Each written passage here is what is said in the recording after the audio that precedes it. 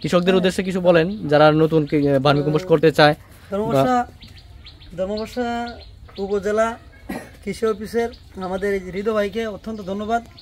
আমাদেরকে একটি সৃজনশীল আমি বলবো সৃষ্টিশীল একটি প্রযুক্তি কম খরচে স্বল্প খরচে কীভাবে নিজেদের বাড়ির বিভিন্ন আবর্জনা, হাঁস মুরগির বিষ্ঠা এবং গরুর গোবর, তরিতরকারির খোসা, তরিতরকারির অবশিষ্ট অংশ এগুলো দিয়েই এত সুন্দর যে ভার্মি কম্পোস্ট করা যায়, তার আগে আমি হয়তো এত সুন্দর করে জানতাম না। আমরা এই ধর্মবর্ষা উপজেলা কৃষি অফিসের উপসহ কৃষি কর্মকর্তা হৃদয় ভাইয়ের মাধ্যমে ওনার সহযোগিতা আমরা আজকে আমাদের বাড়িতে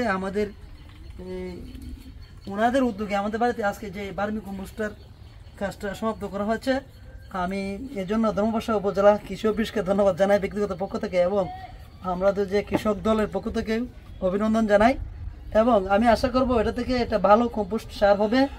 এই সারের মাধ্যমে যদি আমরা পারিবারিক পুষ্টি বাগানে যদি আমরা ব্যবহার করি, তাহলে আমাদের যে সবজিটা হবে সেটা হবে একটা অর্গানিক সবজি, সেটাতে কোনো কেমিক্যাল এবং রাসায়নিক যে সারটা কমে যাবে, পরিবেশের সুরক্ষা হবে এবং এখান থেকে যে সবজিগুলো আসবে সেটা খেতে অনেক সুস্বাদু হবে, অনেক পুষ্টিকর হবে। তো আপনাদের মাঝে মাঝে আমি আপডেট জানাবো।